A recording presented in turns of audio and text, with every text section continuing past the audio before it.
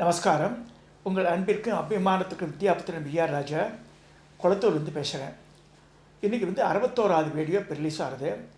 இதனுடைய main topic வியாசாச்சலம் சொல்லியிருக்கு. வியாசாச்சலம்னு எங்கேயோ கற்பனை பண்ணிக்க வேண்டாம், இமயமலைக்கிட்ட இருக்குண்டு. இது இங்கே சென்னையில் உரகடம்னு ஒரு இடம் இருக்குது.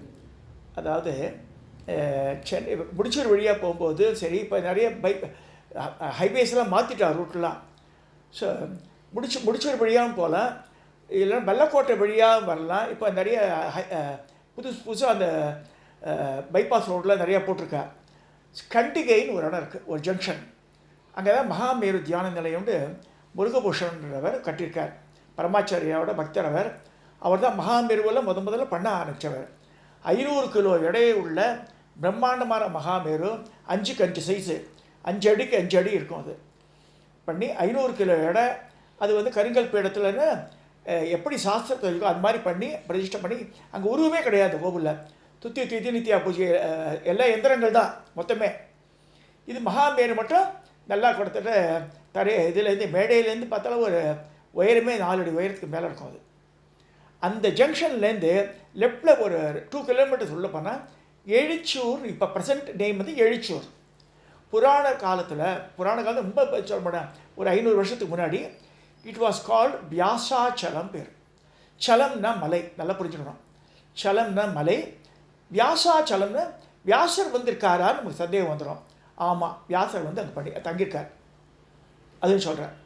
இது எப்படி நடந்ததுன்னா, ஏஎம் ராஜகோபால்னு கும்பல் ஜோதிடர் ஒருத்தர் இருக்கார்.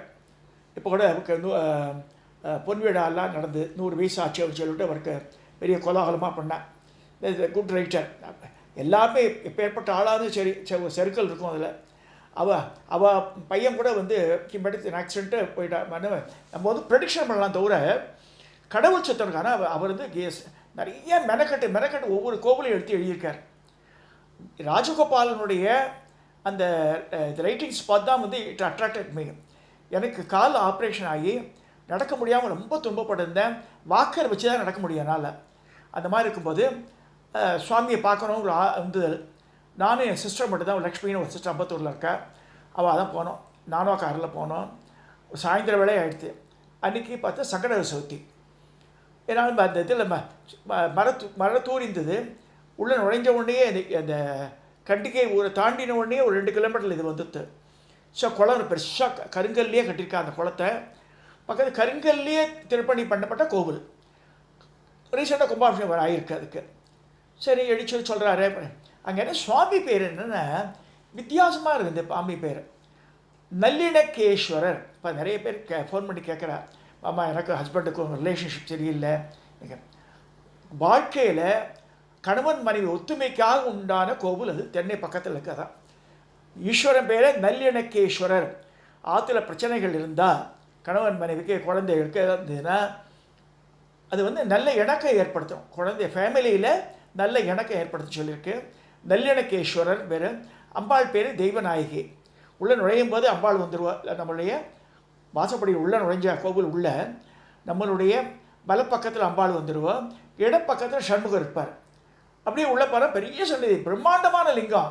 இத்தினோண்டு இல்லை, கிட்டத்தட்ட இந்த ஆவுடையாரே இந்த டேபிள் சைஸுக்கு இருக்கும். ஸோ அது மேலே லிங்கம், அழகான சன்னதி. நான் அப்போ சொன்னால் சங்கட சேர்த்து நீங்கள் அப்படி சுற்றி போங்க, உள்ள பிரதர்ஷனமாக பார்க்க. காரில் ஆப்ரேஷன் ஆகிருக்கு, நான் நடக்க முடியாது, நான் உள்ளே பார்த்துக்கிறேன்னு. அப்போ திட்டி வாசல் இருக்குது கருவறை பக்கத்துலேயே, அது வழியாக சுற்றி வரலான்னா சரி பார்த்துக்கோ. நான் ஒரு 5 நிமிஷம் தான் நம்ம ப்ரே பண்ணியிருப்பேன். அப்போ இது கற்பனை என்ன வேண்டாம், எனக்கு மனசில் என்னவோ ஒரு சங்கராச்சாரியார் தெரிகிறார். கனவெல்லாம் சொல்ல நிஜமாக நனவுலையே. அப்போ அங்கே இருக்கிற சிப்பந்திகிட்ட கேட்டேன், இங்கே யாராக இருக்காள் பின்னாடி ஆதிசங்கர் என்ன சொன்னான் அந்த ஆள். திரும்ப குருக்கள் ஆட்டம் ஒருத்தர் போது பூஜை பண்ணார். கடைசியில் பார்த்தா முதலியார் அவர் பண்ணி பூஜை பண்ணவர். இது முதலியார் பாய். நான் விசாரித்தேன், வெளியில் வாங்க சாமி நான் சொல்கிறேன் உங்களுக்குன்னார். சரின்னு சொல்லிட்டு அப்படியே அப்போ இந்த ஈஸ்வரன் சன்னதியிலேருந்து எனக்கு கிளியராக ஓசையே கேட்குறது காதில். நான் பின்னாடி இருக்கேன், பின்னாடி பாருன்றார். பின்னாடி யார் இருக்காது? அப்போ தான் கேட்டவன பின்னாடி ஆதிசங்கர் இருக்காங்க. இந்த முதலியார் பையனை கேட்டால் ஆதிசங்கர்லாம் இங்கே இல்லை சார், சிரிச்சான் அவன். சரி சொல்லிட்டு சரி என்ன பின்னாடி இருக்குன்ற அப்போ வேறு எனக்கு கேட்ராக்ட் ஆப்ரேஷன் ஆலை கண் வேறு டிம்மாக வேறு இருக்குது. இது என்னடா கண்ட்ரா இப்படி இருக்குது, இது பிரம்மாண்டமாக தெரியல, லிங்கம் அழகாக இருக்குது மாதிரி இருக்குது. ஸோ அப்படி சுற்றின்னு போனால் ஒரு சன்னதி வருது, பிள்ளையார் சன்னதி. அப்புறமா ஒரு சன்னதி, அந்த சன்னதி என்னென்னு தெரியல இருக்குது. கிட்ட பார்த்தா பெரிய பிரம்மா 6 அடி வயது படம் மாட்டிருக்காங்க. ஒரு சின்ன லிங்கம், ஒரு 1.5 அடி லிங்கம் தான் லிங்கம் இருக்குது. இது என்ன கேட்டால் அந்த பையனுடைய அப்பா வந்தார், அந்த ஊர் மிராசவர். சுவாமி நான் சொல்கிறேன், அது இந்த இடம் பேர் வியாசாச்சலம் அப்படின்னு சொன்னார். என்னென்னா இந்த மீத்தேன் வாயுக்காக குழாலாம் போட்டார். இந்த கோவில் இடிபாடு வெள்ளம் போயிடுத்து, இடிஞ்சே போயிடுத்து, ஒரு பழைய கோவில். அப்போ வந்து வாழ்க்கை அந்த கோவிலுக்கு உண்டான நிலங்கள்லாம் பராமரித்தது அந்த முதலியார் ஃபேமிலி தான். அது மாதிரிலாம் இருக்கும்போது ஜெயேந்திர சொல்லி 2-3 காஞ்சிபுரத்துலேருந்து பசங்க வந்தால் வேதபாட ஆகமம் படித்த பசங்களை அனுப்பிச்சா. பசங்க என்ன பண்ணியிருக்காங்கன்னா உள்ள பாட்டில்ஸ் வச்சுருக்கான், இங்கே கருவறை உள்ள குவார்ட்டர் கீட்டர்லாம் வச்சுருக்கான் போல இருக்கு. அப்புறம் இவர் உள்ளே போயிருக்கார். பார்த்தா அது மாதிரி கூட ஜெயேந்தர் போனால் அவனை செவிட்டில் அடித்து அனுப்பு அப்படின்ட்டாரான்.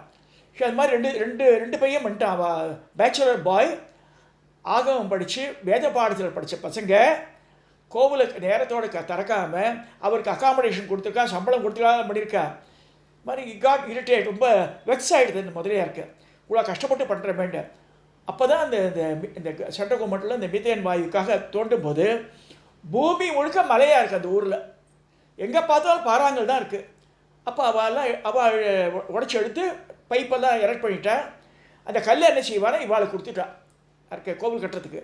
ஸோ அது கல்லெல்லாம் செதுக்கி கம்ப்ளீட் காம்பவுண்ட்லாம் போட்டு குளத்தை வெட்டி, பழைய குளம் அது பண்ணி எல்லா திருப்பணியும் இந்த முதலியார் ஃபேமிலி பண்ணியிருக்கா. அப்போ பையன் வந்து எல்என்டி லவ் பண்ண பையன். அந்த பையன் அவனை ரிசைன் பண்ண சொல்லிட்டார் வேலையை. அப்பாக்காரர் வேலையை ரிசைன் பண்ணி அவன் கற்றுனான், வேதம் கற்றுனான். முதலியார் பையன் வேதம் கற்றுட்டு ஆகவன் படித்து ஹீஎஸ் டூயிங் த சிவ பூஜா. அங்கே என்ன சொன்னார்னா, பின்னாடி பார்த்தேன் இல்லையா, இந்த லிங்கம் பேசிட்டேன். அவர் பேர் வியாசாச்சல மகாதேவேந்திர சரஸ்வதியும் பேர். காஞ்சி மடத்தினுடைய காஞ்சியில் இப்போ பாலப்பிரிவு இருக்கிற சொல்கிறோம். இப்போ விஜயேந்திர சரஸ்வதி அவர் 70th 70வது பீடாதிபதி. 54வது பீடாதிபதி காஞ்சிபுரத்தில் வந்து இந்த ஊரில் தங்கிட்டார் ஆதி காலத்தில். டில் அவர் முக்தி அடைய வரைக்கும் அந்த ஊரில் இருந்தார். இங்கே இந்த எழுச்சூர்ன்ற ஸ்தலத்தில் இருந்திருக்கார். சுவாமி பேர் நல்லிணக்கேஸ்வர். பாடப்பட்ட ஸ்தலம்லாம் கிடையாது, பட் மிக பழமையான ஸ்தலம். அது பார்த்தோன்னே சொல்லிடலாம். அந்த ஏரியாவெல்லாம் பார்த்தா அவ்வளோ அழகானது. அவர் எனக்கு பேசினார். 54வது பீடாதிபதி காஞ்சி மடத்தில் இருக்கிறவர் என் கூட பேசினார். இது வந்து சத்தியமான உண்மை.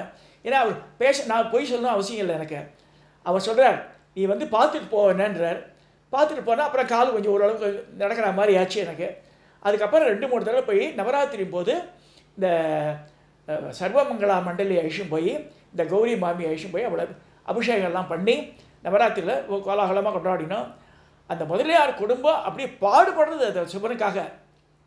அதை அப்ரிஷியேட் பண்ணது ஒய்என்எல்லையும் நீங்கள் அப்ரிஷியேட் பண்ணது நிறைய இதில் வந்து தொண்டை மண்டலத்தை எடுத்து பார்த்தா இப்போ திருச்சி சைட்லலாம் வந்து நிறைய திருப்பணி பண்ணவா வந்து நாட்டுக்கோட்டை செட்டி.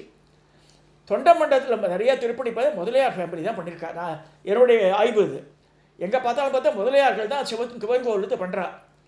ஸோ முதல்ல கிருபானந்த வாரியாரே சொல்லுவாராம், இதில் சுவாமிக்கு செய்யணும்னு வந்து, அதாவது இறைவன் திருப்பணிக்கு யார் முதல்ல வந்தானா, முதல்ல வந்தால் முதலியார்ன்னுவார். முதலியார்னா முதல்ல யார் வந்தானா முதலியார்கள் தான் வந்தார். இது ஒத்துக்கிறோம். நம்ம தொண்டை மண்டல துளுவ வேளாள முதலியார் பேர். பியூர் சைவற்ற வாழலாம். சைவத்தை பல இப்போ திருப்பதி நகரிலே சொல்கிறேன் 150 பிராமணா வீடு இருக்குது, நிறைய பேர் இருக்கா. கரெக்டாக மாமி சொல்கிற பையன் வந்து வீக்காக இருக்கான், டாக்டர் சொன்னால் ஆம்லெட் பண்ணி வாத்துறேன்ற. இந்த பிராமணனோட அவளுக்கு காலை கொடுத்து நமஸ்காரமே பண்ணுவேன் நான். ஏன்னா அவாவும் செய்வட்டாக இருக்க, கோவிலை பார்த்துக்கிற எல்என்டி வேலையை விட்டுட்டு வந்து ஆகமத்தை படித்து அந்த பையன் பூஜை பண்ணுறான். அப்போ எப்பேற்பட்ட உன்னதமான குடும்பமாக இருக்கணும் பாருங்க. இந்த நல்லிணக்கேஸ்வரர் தயவு செய்து ஆற்றுல ப்ராப்ளங்கள் கணவன் மனைவிக்கு இருந்தாலும் சரி, குழந்தை அப்பா அம்மாவுக்கு இருந்தாலும் சரி, இந்த நல்லிணக்கேஸ்வரை போய் பார்த்து அந்த வியாசாச்சல தேவேந்திர சரஸ்வதியை தரிசனம் பண்ணிட்டு வந்தால் உங்கள் எப்பேற்பட்ட ப்ராப்ளம் சால்வ் ஆகும்னு சொல்லியிருக்கு. இது சுவாமி எனக்கு கொடுத்தது. நான் கிட்டத்தட்ட 5 தடவை போயிட்டு வந்துட்டேன் அந்த ஊருக்கு. நான் ஒரு தடவை பெருசாக அபிஷேகம் பண்ணேன் சுவாமிக்கு அம்பாளுக்கும். அது பண்ணிட்டு வந்தேன். சென்னையில் பக்கத்தில் உரகடத்து பக்கத்தில் இருக்குது. கட்டாயம் போயிட்டு வரலாம். நல்ல அற்புதமான ஸ்தலம், ரொம்ப அழகாக இருக்குது. அங்கேருந்து காஞ்சிபுரத்துக்கு போயிடலாம். அப்படியே காஞ்சிபுரம் இந்த இதில் மெயின் ரோட்டில் போகிறத விட இந்த வழியாக இது பார்த்து கண்டிகையில் போய் இது பார்க்க நவராத்திரி வரப்போகிறது. கண்டிகையில் மகாமீர தியான நிலையம் இருக்குது. சுற்றி திதிநித்தியாக இருக்கா. அங்கேயே 2000 கிலோமீட்டரில் இது இருக்குது. பக்கத்தில் வெள்ளக்கோட்டை இருக்குது. வெள்ளக்கோட்டை, கண்டிகை, எழுச்சூர் 3 கவர் பண்ணிக்கலாம். அழகாக ரொம்ப அற்புதமான ஸ்தலம். வாழ்க்கையில் எங்கெங்கேயோ போகிற இதுக்கு போயிட்டு வாங்க. நல்லெண்ணக்கம் வேணும்னா குடும்பத்தில் நல்லெண்ணக்கை தரிசித்து வரணுன்ருக்கு. அங்கே அனுக்கிரகம் பண்ணுற மூர்த்தி யார் இருக்கார்? 54வது பீடாதிபதி, காஞ்சி மடத்தை சேர்ந்தவர். அந்த ஊர்லேயே முக்தி அடைஞ்சிருக்கார். ஜெயேந்திரர் 15 லட்ச ரூபா கொடுத்து மண்டபம்லாம் கட்டி கொடுத்துருக்கார் அந்த கோவிலுக்கு. ஏன்னா காஞ்சிபுரம் செப்பேடுகள் இருக்கு.